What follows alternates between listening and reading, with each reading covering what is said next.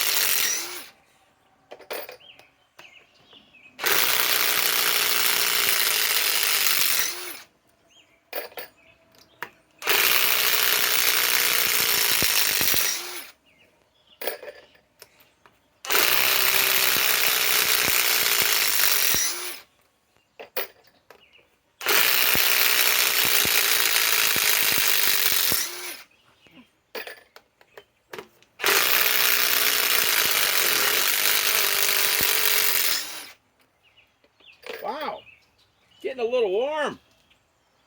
Okay, I'm breaking this in. Let's see what it's got left on the battery. Got 2 batteries left. Let's give it a minute. I got that in speed 3. Wow, this thing is starting to get a little warm. That was only, what, 12 of them? Yeah, only 12 4-inch timber locks.